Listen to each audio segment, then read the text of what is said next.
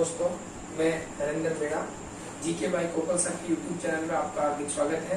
आइए अपन राज्यपाल का पार्ट 2 पढ़ेंगे। कल अपन ने राज्यपाल पढ़ा था, तो राज्यपाल के जितने भी अनुच्छेद है कल अपन ने पढ़ लिए।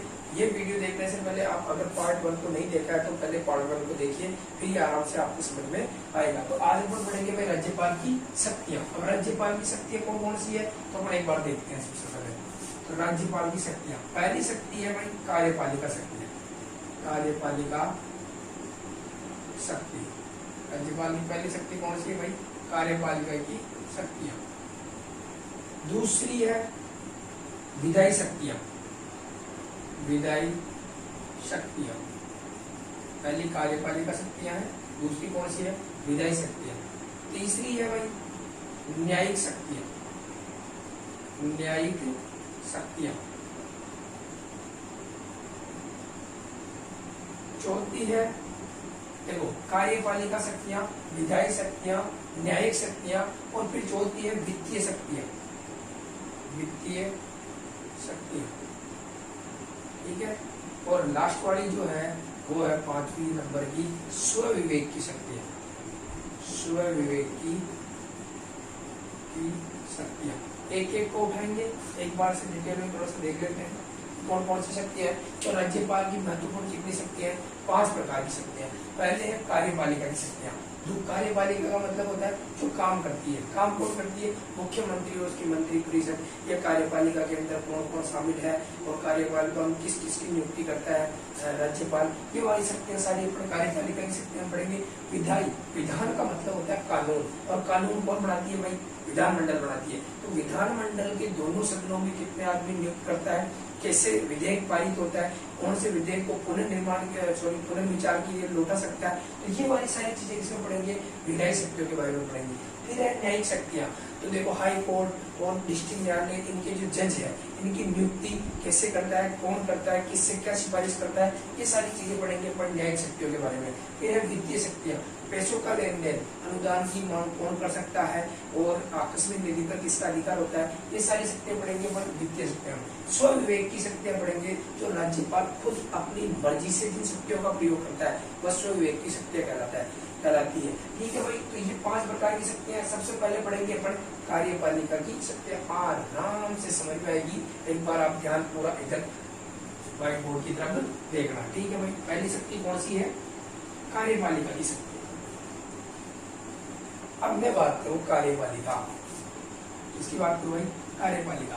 तो सबसे पहले मैंने कल भी बताया था आपको कि कार्यपालिका का, किसका भाई?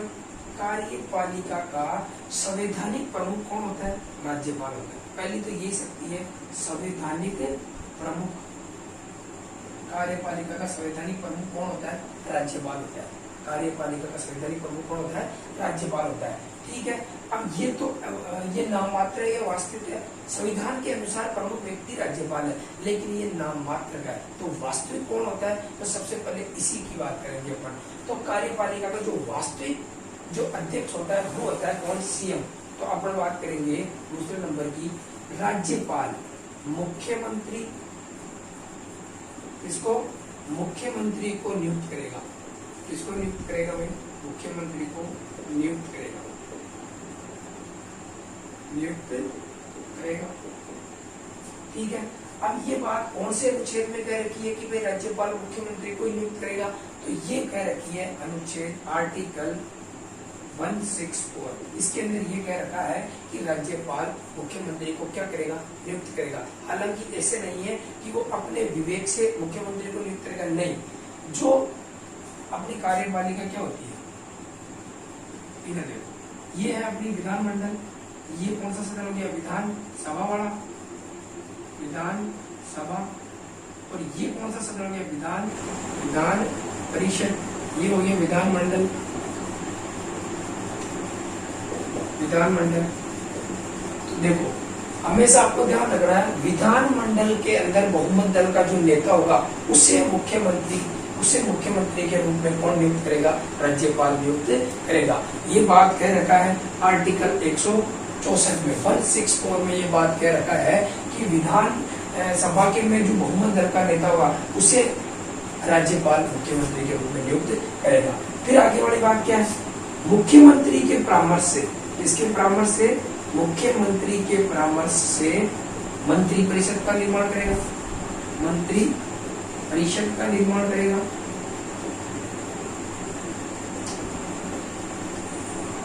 ठीक है, तो आपको ध्यान रखना है कि मुख्यमंत्री की नियुक्ति राज्यपाल करेगा, आर्टिकल 164 है। ठीक है, और मुख्यमंत्री के परामर्श से उसकी क्या बनाएगा?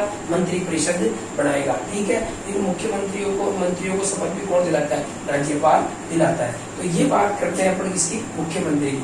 फिर देखते हैं बड़ी बड़ी नियुक्तियां, जितने भी विभाग है राजस्थान के या राज्य के जितने भी बड़े बड़े विभाग हो उनमें नियुक्तियां राज्यपाल किन किन अधिकारियों की नियुक्ति करता है। तो आपको सबसे पहले देखना है, सबसे जो इम्पोर्टेंट है वो देखना है आर्टिकल 315, आर्टिकल 315।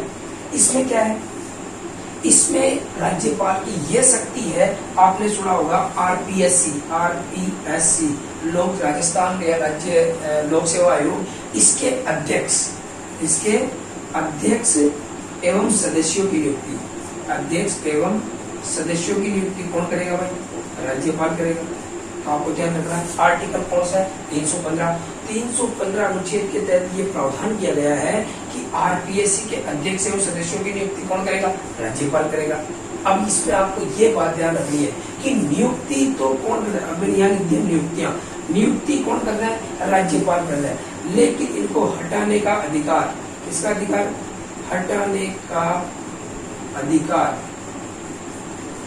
हटाने का अधिकार केवल किसको है भाई? राष्ट्रपति को है, जो संसद के द्वारा जो हटाने की प्रक्रिया है, उस प्रक्रिया से ही इसको हटाया जा सकता है। राज्यपाल इसको हटा नहीं सकता।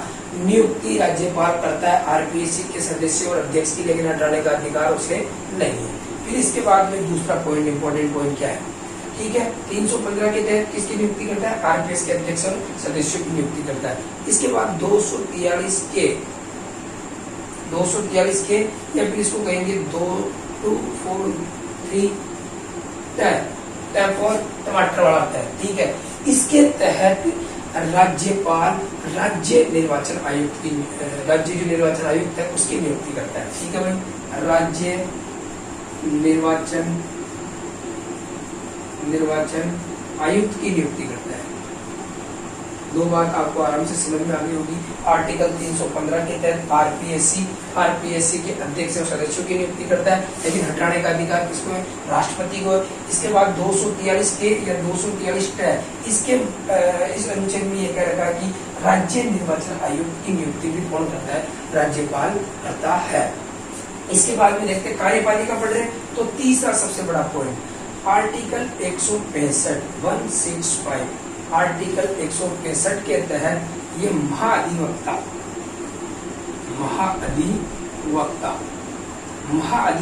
जो अपने राजस्थान सरकार का सबसे बड़ा वकील होता है, इसकी नियुक्ति करता है। ठीक है, तो आपको ये तीन चीजें आर्टिकल वाली बड़ी बड़ी तीन चीजें ध्यान रखनी है। 315 आरपीएस के अध्यक्ष सदस्यों की नियुक्ति, 243 या 243 इनके तहत राज्य निर्वाचन आयुक्त की नियुक्ति करता है। इसके बाद 165 अनुच्छेद के तहत किसकी? महाअधिवक्ता की नियुक्ति करता है। कल भी मैंने आपको बताया था कि राज्य की कार्यपालिका के अंदर कौन कौन शामिल होता है? राज्यपाल होता है, मुख्यमंत्री होता है, उसकी मंत्री परिषद होता है और महाधिवक्ता। तो महाधिवक्ता की नियुक्ति आर्टिकल 165 के तहत कौन करेगा? राज्यपाल करेगा। इसके बाद में देखते हैं बड़े बड़े जितने भी विभाग है उनमें नियुक्ति कौन करता है? जैसे राज्य महिला आयोग, महिला आयोग। इसके बाद में बाल संरक्षण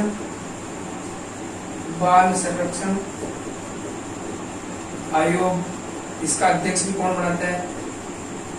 ठीक है, राज्यपाल बनाता है। फिर बात करते हैं सूचना आयोग, इसके अध्यक्ष की नियुक्ति भी कौन करता है? राज्यपाल करता है। मानवाधिकार आयोग, राज्य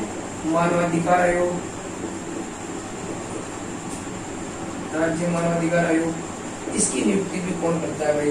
राज्यपाल करता है। और इसके बाद में जो इम्पोर्टेंट चीज बच गई वो क्या है? सुनो देखो, कितने नंबर है? 6 नंबर। ठीक है, तो यहाँ लिख देता हूं मैं। आपको पता है कि राज्य की जितनी भी महाविद्यालय होती है, विश्वविद्यालय होती है, उसमें कुलपति होता है, उसकी नियुक्ति राज्यपाल करता है। तो आपको ध्यान रखना है, राज्य के विश्वविद्यालय, राज्य के सरकारी विश्वविद्यालय के अंदर किसकी नियुक्ति करता है भाई? आपको ध्यान रखना, कुलपति की नियुक्ति करता है। किसकी नियुक्ति करता है? कुलपति की। आपको ध्यान रखना, कुलपति की नियुक्ति राज्यपाल करता है, लेकिन कुलाधिपति वो स्वयं होता है। कुलाधिपति, कुलपति और कुलाधिपति में अंतर है। कुलाधिपति वो स्वयं होता है और यूनिवर्सिटियों के अंदर किसकी नियुक्ति करता है? कुलपति की नियुक्ति करता है। तो अपने ये कौन सी शक्तियां पढ़ रहे हैं भाई? कार्यपालिका की शक्तियां पढ़ रहे हैं। किसकी शक्तियां? दोबारा वापस देखते हैं। कार्यपालिका का संवैधानिक प्रमुख राज्यपाल होता है, मुख्यमंत्री को नियुक्त करेगा आर्टिकल 164 के तहत। फिर परामर्श से, मुख्यमंत्री के परामर्श से किसके निर्माण करेगा? उसकी मंत्रिपरिषद का निर्माण करेगा। ठीक है, नियुक्तियां की बात करते हैं बड़ी, कौन कौन सी नियुक्तियां? जितने भी बड़े बड़े सारे विभाग हैं, संघ सूची एवं राज्य सूची के जितने भी बड़े बड़े विभाग हैं, जिन पर कानून बनाने का अधिकार विधानसभा को या विधानमंडल को है, उसके सभी जितने भी बड़े विभाग हैं उन पे उनकी जो नियुक्ति कौन करेगा? राज्यपाल करेगा। किसके परामर्श से करेगा? तो फिक्स है कि मुख्यमंत्री और उसकी मंत्रिपरिषद के परामर्श से करेगा, लेकिन नियुक्ति कौन करेगा? राज्यपाल करेगा। जैसे कि सबसे पहले बात करते हैं राज्य लोक सेवा आयोग की, आरपीएससी की। तो आर्टिकल 315 के तहत अध्यक्ष एवं सदस्यों की नियुक्ति तो राज्यपाल करता है, लेकिन इनको हटाने का अधिकार संसद की प्रक्रिया से कौन हटा सकता है? केवल राष्ट्रपति हटा सकता है, इनको राज्यपाल नहीं हटा सकता। 343 के या 343 के अनुसार ये कह रखा है कि राज्य के निर्वाचन आयुक्त की नियुक्ति कौन करता है? राज्यपाल करता है। 165 के तहत ये कह रखा है कि महाधिवक्ता, जो सरकारी वकील है, राज्य का सबसे बड़ा जो वकील है, ये इसकी नियुक्ति भी कौन करता है? राज्यपाल करता है। राज्य महिला आयोग, बाल संरक्षण आयोग, सूचना आयोग, मानवाधिकार आयोग, इन सब के अध्यक्षों की नियुक्ति कौन करता है? राज्यपाल करता है। फिर इसके बाद ध्यान रखना, राज्य के जितने भी सरकारी विश्वविद्यालय हैं उनमें कुलपतियों की नियुक्ति कौन करता है? राज्यपाल करता है, लेकिन कुलाधिपति स्वयं होता है। तो आपको यहाँ पे एक अंतर देखना है। अंतर क्या है कि अपने जो राज्य के जितने भी विश्वविद्यालय हैं उनकी नियुक्ति, उनके जो कुलपति की नियुक्ति कौन करता है? राज्यपाल करता है, कुलाधिपति स्वयं होता है।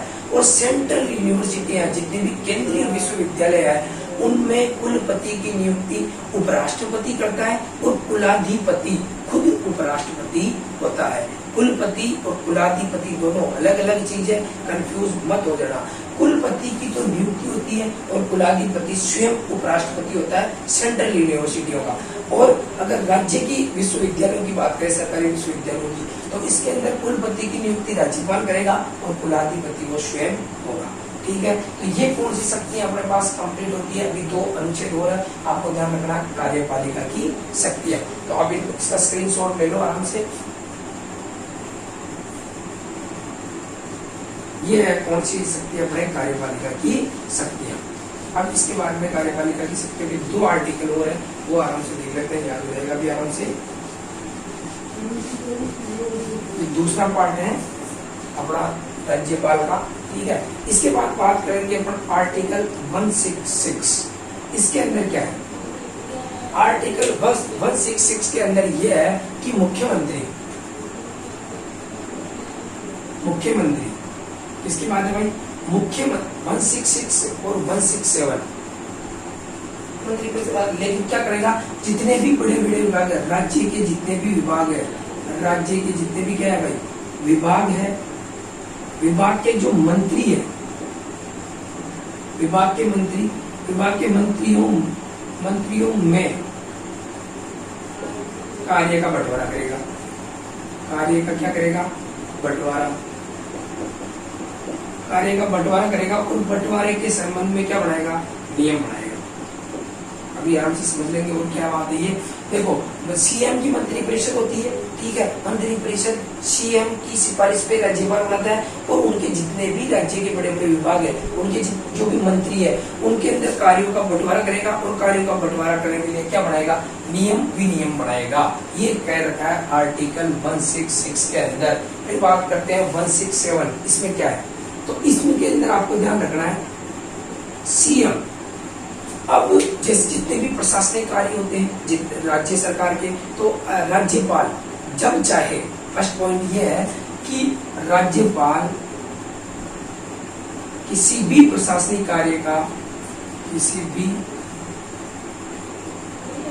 प्रशासनिक कार्य की सूचना मांग सकता है, सूचना मांग सकता है। अब सूचना किससे मांग सकता है, तो वो किससे मांगेगा, मुख्यमंत्री से मांगेगा। राज्यपाल किसी भी प्रशासनिक कार्य की सूचना मांग सकता है। दूसरा, मुख्यमंत्री का यह दायित्व बढ़ता है कि वो सरकार की जितनी भी गतिविधियां हैं उनके बारे में राज्यपाल को अवगत कराए।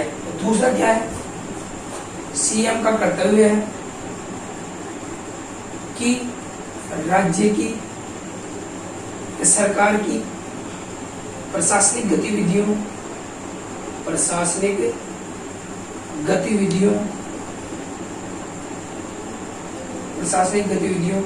के बारे में राज्यपाल को अवगत कराएं,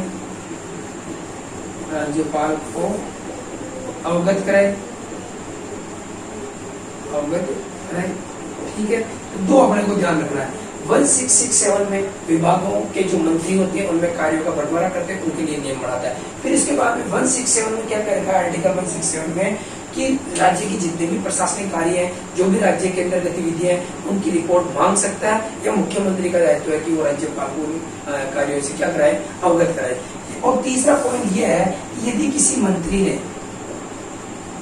ने कोई निर्णय लिया है, ठीक है, मंत्री ने क्या लिया है, कोई निर्णय लिया या कोई प्रश्न उठाया है, तो राज्यपाल मुख्यमंत्री की सहायता से, किसकी सहायता से, मुख्यमंत्री की सहायता से उसे किसमें रखवाता है, विधानसभा के अंदर या विधानमंडल के अंदर रखवाता है। तो आपको ध्यान रखना है भाई, 167 और 166 और 167 निर्माण राज्य के विभाग के मंत्रियों, राज्य के जितने बड़े बड़े विभाग हैं के मंत्रियों के कार्यों का क्या करता है, बंटवारा करने के लिए उसका नियम बनाता है। और इसके बाद में 167 में ये है मुख्यमंत्री का कर्तव्य। इसको वापस पढ़ेंगे अपन कहाँ पे, जब अपन मुख्यमंत्री पढ़ेंगे, मुख्यमंत्री के कर्तव्य में पढ़ेंगे।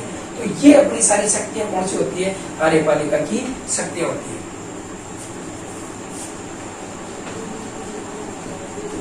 ये कार्यपालिका की शक्तियां। अब आगे वाली जो शक्तियां पढ़ेंगे वो पढ़ेंगे विधायी शक्तियां। कार्यपालिका की शक्तियों में आपको थोड़ा सा वापस समझाता हूँ, ठीक है। तो अपने को सबसे पहले क्या ध्यान रखना है, कार्यपालिका की शक्तियों में नियुक्ति, सीएम की नियुक्ति करता है 164, इसकी नियुक्ति करता है सीएम की, और इसके परामर्श से क्या बनाता है, मंत्री परिषद बनाता है। फिर 165 में ये कह रखा है कि महाधिवक्ता की नियुक्ति करता है, इसकी नियुक्ति करता है भाई महाधिवक्ता, ठीक है। इसके बाद में 315 अनुच्छेद के तहत ये कह रखा है कि आरपीएससी के जितने भी अध्यक्ष एवं सदस्य हैं, इनकी नियुक्ति करता है राज्यपाल, लेकिन हटाने का जो अधिकार है वो किसके पास है, राष्ट्रपति के पास है, ठीक है। इसके बाद में 243 के, इसके तहत ये 243 टैब, ठीक है, टैब और टमाटर, इसके तहत राज्य निर्वाचन आयुक्त की नियुक्ति करता है, राज्य निर्वाचन आयुक्त की नियुक्ति, ठीक है भाई। इसके बाद में मैंने बताया आपको 166 जितने भी राज्य के बड़े बड़े विभाग हैं उनके जो मंत्री है उनके अंदर कार्यों का क्या करता है, बंटवारा, कार्यों का बंटवारा करवाता है, और बंटवारा करने के लिए उसके लिए क्या बनाता है भाई, नियम बनाता है, ठीक है।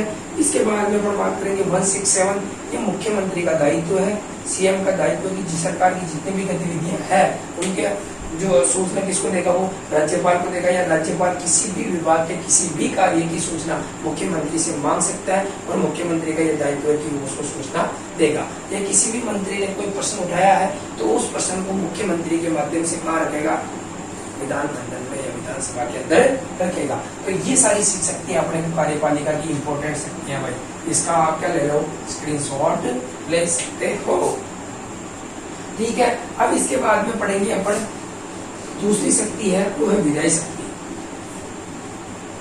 कौन सी शक्ति है भाई, विधायी शक्ति। विधायी शक्तियां बहुत ही इजी तरीके से आराम से समझेंगे। अब मैं आपको सबसे पहले ये बताता हूं कि विधायी शक्तियां अपन इसमें से निकालेंगे, सारी शक्तियां विधायी का मतलब होता है, विधान का मतलब होता है कानून, और कानून कौन बनाती है? विधान मंडल। अरे कानून कौन बनाती है भाई? विधान मंडल बनाती है राज्य के अंदर, और सेंटर के अंदर कौन बनाती है? संसद बनाती है। तो ये हो गया विधानसभा, आराम से समझिए इसको, ये हो गया विधानसभा, ये हो गया विधान परिषद। देखो हर राज्य के अंदर विधान परिषद हो ये जरूरी नहीं है, यदि कार्य ज्यादा होता है तो विधानसभा एक बहुमत, यहाँ से बहुमत पास करके संसद के पास भेजती है विधेयक को, और वो विधेयक संसद फिर विधान परिषद का गठन करती है। लेकिन हर राज्य के अंदर विधान परिषद हो ये जरूरी नहीं है। तो देखो सबसे पहले विधायी शक्तियों के बारे में पढ़ेंगे। कौन सी शक्तियों के बारे में? विधायी शक्तियों में। तो आर्टिकल 174 ये कहता है कि जैसे ही अगर जैसे आम चुनाव होते हैं उसके बाद सत्र बुलाया जाता है, तो सत्र बुलाने का काम, सत्र को समाप्त करने का काम, या विधानसभा को भंग करने का काम, ये तीनों किसके पास है? राज्यपाल के पास है। ठीक है, तो आपको ध्यान रखना सबसे पहले आर्टिकल 174 सत्र, दोनों सदनों का बुला सकते हैं, अगर दोनों सदन है तो, अगर एक सदन है तो फिर उसका ही बुलाएंगे। ठीक है, तो सत्र बुलाना, सत्र को समाप्त करना, या तीसरा क्या? सत्र बुलाना, सत्र को समाप्त करना, या विधानसभा को भंग करना। इसको भंग करना भाई, विधानसभा को भंग करना, ये है आर्टिकल 174 में ये कह रखा है। विधान देखो सत्र किसका बुलाया जाता है? दोनों का ही बुलाएंगे, या विधानसभा का या विधान परिषद का। तो पहली चीज अपने को यहीं से निकालनी है, फिर दोनों की मीटिंग, सत्र का हम लोग दोनों को मीटिंग बुलाएंगे। ठीक है, तो सत्र को बुला सकता है, सत्र को समाप्त कर सकता है, और विधानसभा को क्या कर सकता है? भंग कर सकता है। ये पहली कौन सी शक्ति हो गई? विधायी शक्ति। आर्टिकल 175, अब क्या होता है देखो, अगर जैसे आम चुनाव के बाद जैसे सत्र स्टार्ट होगा, तो जो है कि जो विधान मंडल के अंदर, या अपन कह सकते हैं विधानसभा के अंदर अभिभाषण क्या करने का? अभिभाषण करने का, या संदेश भेजने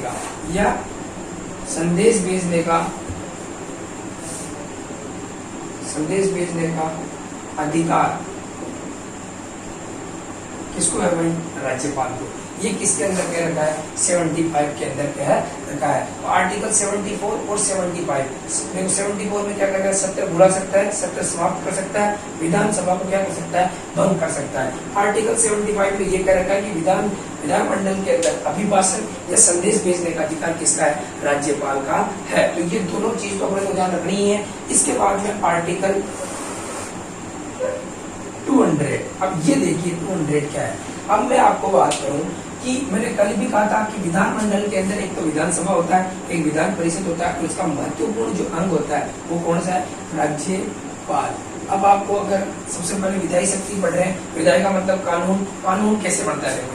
कोई भी विधेयक अगर विधान परिषद से स्टार्ट हुआ तो फिर कहाँ जाएगा? विधानसभा के अंदर। यहाँ से बहुमत पास होकर कहाँ जाता है? विधानसभा के अंदर। अगर विधानसभा में स्टार्ट हुआ तो विधानसभा से बहुमत पास होकर कहाँ जाएगा? विधान परिषद के अंदर। फिर इसके बाद में दोनों सदन अगर पास कर देते हैं तो वो पास होने के लिए फिर कहाँ जाता है? राज्यपाल के पास जाता है। तो आपको ये चीज ध्यान रखनी है कि भाई राज्यपाल किसी भी विधेयक जब तक कानून नहीं बनता, जब तक राज्यपाल उस पर क्या नहीं कर देता? हस्ताक्षर नहीं कर देता। ठीक है, तो अब हस्ताक्षर करने में कितनी कंडीशन है? 3 कंडीशन है भाई। कौन सी कंडीशन है ये आपको ध्यान रखनी है। तो सबसे पहले कंडीशन है विधेयक पर अनुमति दे सकता है, ठीक है, हस्ताक्षर कर दिए, बात ही खत्म हो गई। विधेयक पर क्या दे सकता है? अनुमति दे सकता है। दूसरा, अनुमति के लिए मना कर सकता है, अनुमति के लिए मना कर सकता है या इनकार कर सकता है, मना कर सकता है। 2 चीज हो गई। लेकिन आपको ये ध्यान रखना है, अगर वो अनुमति के लिए मना करता है, और देखो जैसे क्या है, कोई भी विधेयक यहाँ से पारित होकर यहाँ गया, यहाँ से विधानसभा परिषद में गया, और विधान परिषद से पास होकर कहाँ चला गया? राज्यपाल के पास चला गया। यदि राज्यपाल उसे पुनर्विचार के लिए लौटा देता है, पुनर्विचार के लिए लौटा दिया, अब क्या करेगा? ये विधानमंडल चाहे उसके अंदर कुछ क्या संशोधन करे या नहीं करे या वापस उसे राज्यपाल के पास हस्ताक्षर के लिए भेज देता है, तो फिर राज्यपाल बाध्य है उस पर उसको हस्ताक्षर करने ही पड़ेंगे। ठीक है, ये चीज आपको ध्यान रखनी है। यदि दोनों सदन से पारित होकर राज्यपाल के पास कोई विधेयक जाता है, राज्यपाल उसे पुनर्विचार के लिए लौटा देता है और ये फिर विधानमंडल उसे वापस अगर राज्यपाल के पास भेज देती है, तो फिर राज्यपाल को क्या करने पड़ेंगे भाई, साइन करने ही पड़ेंगे। और इसके बाद में अनुमति के लिए मना कर सकता है, मना करने के बाद अगर वापस भेज देता है तो फिर उसे साइन करने ही पड़ेंगे। अनुमति दे सकता है, इसमें तो कोई है ही नहीं दिक्कत।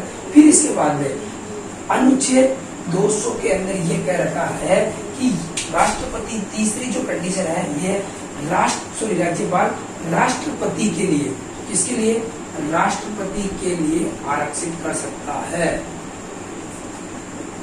आरक्षित रख सकता है। ठीक है, आपको ये क्वेश्चन बार बार ही पूछेंगे। ठीक है, कि राज्यपाल किसी भी विधेयक को राष्ट्रपति के लिए क्या रख सकता है, आरक्षित रख सकता है। ये कौन से अनुच्छेद में, 200 के अंदर है। मैं आपको एक चीज और बताता हूँ, वित्त विधेयक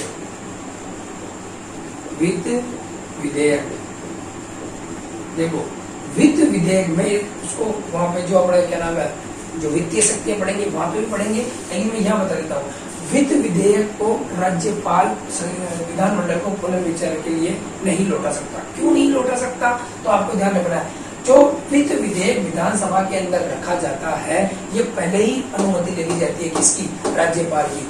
वित्त विधेयक विधानसभा में राज्यपाल की पूर्व अनुमति से ही विधानसभा में रखा जाता है।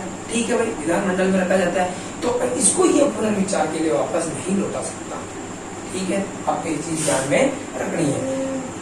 इसके बाद में आर्टिकल 200 में क्या है, विधेयक पर अनुमति दे सकता है, अनुमति के लिए मना कर सकता है, और राष्ट्रपति के लिए क्या कर सकता है, आरक्षित रख सकता है। ये अपन कौन सी शक्तियां पढ़ रहे हैं, विधायी शक्तियां। और देखो क्या है, विधानसभा के अंदर यदि राज्यपाल को लगता है कि एंग्लो इंडियन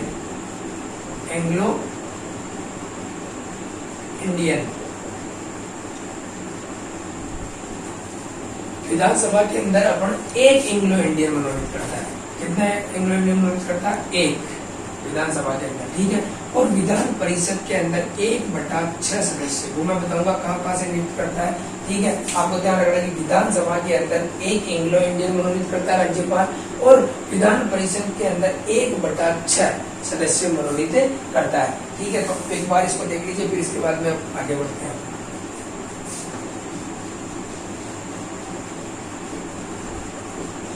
ये कौन सी शक्तियां पढ़ रहे हैं, विधायी शक्तियां पढ़ रहे हैं।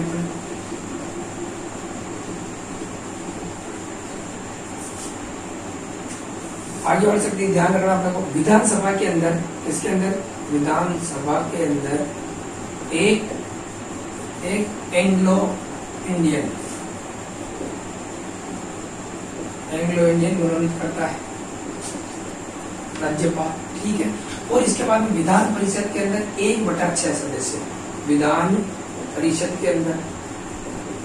अब मैं आपको एक क्वेश्चन पूछूं कि संसद के भी 2 होते हैं, पार्ट होते हैं, क्या नाम, सॉरी 2 सदन होते हैं, विधानसभा और लोकसभा और राज्यसभा। तो राष्ट्रपति लोकसभा के अंदर 2 एंग्लो इंडियन मनोनीत करता है। इस प्रावधान को भी हटा दिया गया है। तो आपको ये ध्यान रखना है, मुझे बताना है कमेंट करके कि कौन से अनुच्छेद के तहत राष्ट्रपति लोकसभा के अंदर 2 एंग्लो इंडियन मनोनीत करता था। अब ये प्रावधान हटा दिया गया है। ठीक है, तो विधान परिषद के अंदर 1/6 सदस्य राज्यपाल नियुक्त करता है। कहाँ से करता है, देखते हैं एक बार। पहला है साहित्य के क्षेत्र से, कला के क्षेत्र से, विज्ञान के क्षेत्र से, सहकारिता के क्षेत्र से, और समाज सेवा के क्षेत्र से। समाज सेवा के क्षेत्र से कितने आदमी मनोनीत करता है, तो आपको ध्यान रखना 1/6 आदमी मनोनीत करता है विधान परिषद के अंदर। अब और देखते हैं विधायी शक्तियों में कौन कौन सी है। इधर देखो भाई, जब दोनों या